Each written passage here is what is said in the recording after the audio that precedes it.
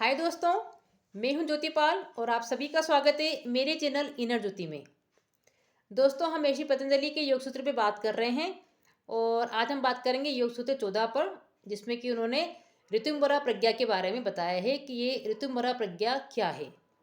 जैसा कि आपको पता है कि हम अपने आप को जानने के लिए जो बात कर रहे हैं कि अपने स्वरूप को जाने, उस पर हम ऋषि पतंजलि के योग सूत्र पे बात कर रहे हैं कि उन्होंने क्या अपने को बताई है बातें एक गाइडेंस के रूप में कि हमें किस प्रकार से चलना चाहिए, क्या क्या रुकावटें आते हैं, हमारा चित्त किस प्रकार से काम करता है, हमारा माइंड किस प्रकार से करता है, हम कौन कौन सी समाधि होती है ना, उसको किससे प्राप्त किया जा सकता है, चित्त की अवस्थाएं क्या होती है, वो सारी बातें उन्होंने बताई है।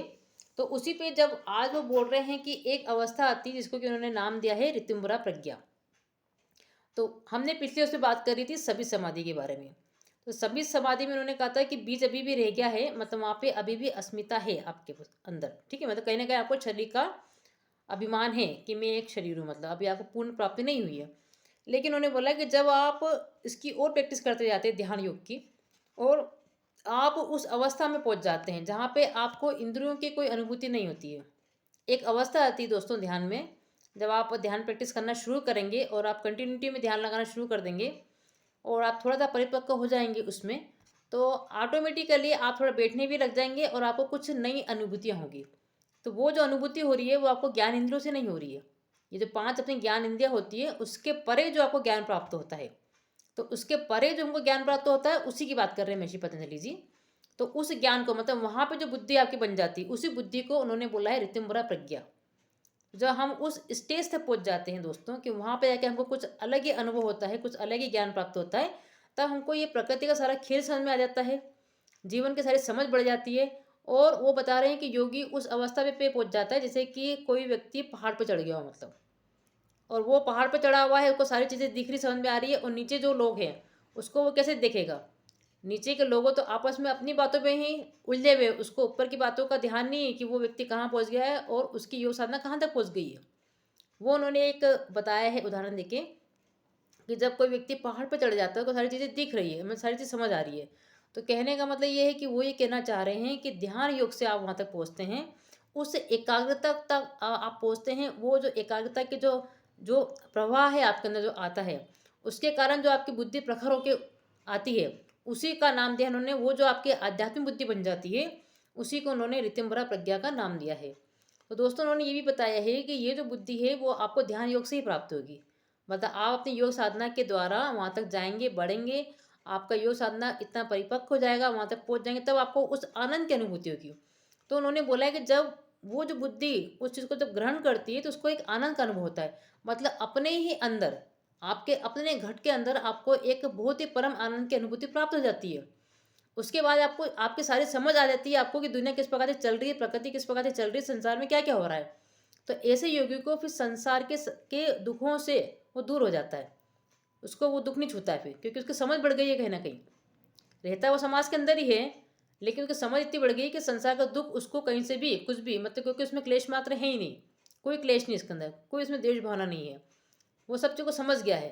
तो वो जो स्टेज होती है ना दोस्तों, वो तो अनुभव से प्राप्त होगा आपको। लेकिन यहाँ पे हमको कम से कम इतना तो मालूम पड़ा कि महर्षि पतंजलि क्या कहना चाह रहे हैं कि एक अवस्था हमारी भी ऐसी आ जाएगी अगर हम भी योग साधना के थ्रू चलते हैं और हम डेली करते हैं इस चीज़ को, तो दोस्तों आप भी उस अवस्था तक प्राप्त हो जाएंगे और वही आपकी असली पूंजी है।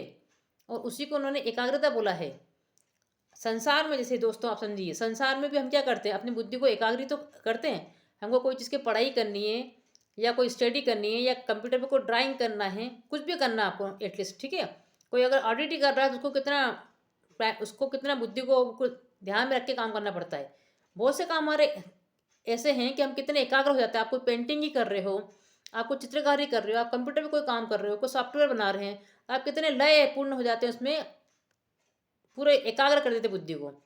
तो महर्षि पतंजलि जी ये भी बता रहे हैं कि वहाँ जो बुद्धि को जो आप एकाग्र कर रहे हैं, क्योंकि वो सांसारिक है, तो वहाँ आप कहीं ना कहीं एक स्टेज पे जाके थक जाते हैं, ठीक है। आपका काम भले पूरा हो जाता है, आप काम करते हैं, लेकिन आपको एक आनंद का जो अनुभव होता है वो आनंद नहीं मिलता है, जो कि वहाँ आप ध्यान की अवस्था में जो आनंद की बात कर रहे हैं, वो जो असली आनंद है जो कि आपके अपने घट के अंदर मिलता है, और वो कुछ करने से नहीं मिलता है, वो बिना क्रिया वाला है, अक्रिया। वहाँ आप कुछ नहीं कर रहे हैं, वहाँ आप सिर्फ ध्यान लगा के बैठ गए। आप या तो नाद को सुन रहे हैं, या अपने अंदर की किसी ज्योति को देख रहे हैं, या बस आप चुप है अपनी श्वासों पे ध्यान दे रहे हैं, है ना। तो इस प्रकार की जो मैंने आपको ध्यान विधि बताई थी पिछले वीडियोस में, वो भी आप देख सकते हैं। तो आप किसी भी विधि से अगर अपने अंदर प्रवेश करते हैं तो वहाँ पे जो आपको एक शांति और एक एकाग्रता मिलती है, वहाँ से जो आपकी बुद्धि की समझ बढ़ती है दोस्तों, वो जो एकाग्रता है वहाँ पे एक आनंद का अनुभव होता है। वहाँ पे हमको थक नहीं रहे हैं, जबकि यहाँ पे जैसे हम पढ़ाई करके या किसी चीज़ को बहुत एकाग्रता से करके हम यहाँ पे भी हम एकाग्र कर रहे हैं, लेकिन वो एकाग्रता अलग है, वो संसार की एकाग्रता है, ठीक है। और वहाँ तो हम थकान महसूस करते हैं, है ना, हमको कोई आनंद का अनुभव नहीं होता। लेकिन वो जो बात कर रहे हैं, वो जो एकाग्रता की बात कर रहे हैं, उसी को उन्होंने बोला है ऋतुम्बरा प्रज्ञा, कि आपकी प्रज्ञा वहाँ तक पहुँच गई है। उसके बाद आपको कोई चीज़ नहीं छुएगी। फिर आपको लगेगा जब भी आप थोड़ा सा भी परेशान हुए, आप अपने अंदर डुबकी लगा लेंगे, आप फ्रेश होकर बाहर आ जाएंगे, क्योंकि वो आपको और ऊर्जावान बना देती है। वो जो एकाग्रता है उसी का नाम है आध्यात्मिक एकाग्रता। तो वो जो आध्यात्मिक एकाग्रता है दोस्तों, वो आपको और ऊर्जावान बना देती है और आपकी बुद्धि को प्रखर कर देती है। एक शांति का आपको अनुभव होता है और आपको अपने घर के अंदर ही वो सारी चीज़ें मिल जाती है जो लोग बाहर ढूंढते रहते हैं और बरसों भटकते रहते हैं कि वो गलत राह पे है, और आप अपने अंदर ही उसको प्राप्त कर लेते हैं। उसके बाद आपकी लाइफ काफ़ी ईजी हो जाती है, काफ़ी सिंपल हो जाती है, और उसके बाद ही आप आनंद उठाना शुरू करते हैं। बोलते हैं ना कि योगी ही भोगी करता है। जो लोग वास्तव में भोगी है उसको वो तो भोग तो कर ही नहीं रहे, संसार का भोग तो भोग है ही नहीं, वो तो वैसे भी टेम्पररी है, और उसमें तो तमाम प्रकार के दुख भरे हुए हैं सो अलग, क्योंकि हम उससे क्या हो जाते हैं, लिप्त हो जाते हैं, उसके आदी हो जाते हैं। तो वो जो जीत जब छूटती है या थोड़ी सी भी उसमें कमी आती है, तो बहुत सारी चीज़ें हमारे अंदर फिर उत्पन्न होती है। वही क्लेश की भावना, द्वेष की भावना, जलन की भावना, है ना, संशय की भावना, ये सारी चीज़ें होती है। तो हमारे संसारी जीवन में तो यही है। बस योगी ही भोगी भोग करता है दोस्तों, कि उसके अंदर से समझ बढ़ जाती है, वो समझ जाता है कि हर चीज़ का आनंद कैसे लेना है। तो वो बातें कर रहे हैं वो। तो यहाँ महर्षि पतंजलि जी ने ये हमको बातें बताई है कि ये इंद्रियों से परे की बात बता रहे हैं वो, ठीक है। इंद्रियों से परे का जो ज्ञान आपको प्राप्त होता है, वो तो आपको ध्यान समाधि से ही मालूम पड़ेगा।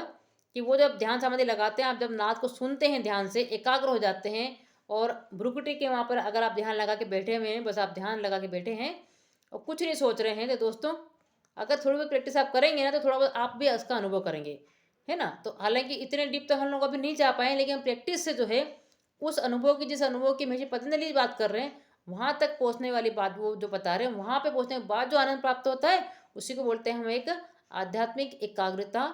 वही है आपकी ऋतुम्बरा प्रज्ञा, जिसकी की वो बात कर रहे हैं, ठीक है दोस्तों। तो हमें भी यही करना है, अपने जो ध्यान समाधि को बढ़ाना है दोस्तों। अपनी बुद्धि की प्रखरता हमारे वहाँ तक पहुँच जाना चाहिए। संसारी जीवन में तो हम काम कर ही रहे हैं, वो भी जरूरी है, क्योंकि वहाँ पे शरीर की यात्रा को चलाना है।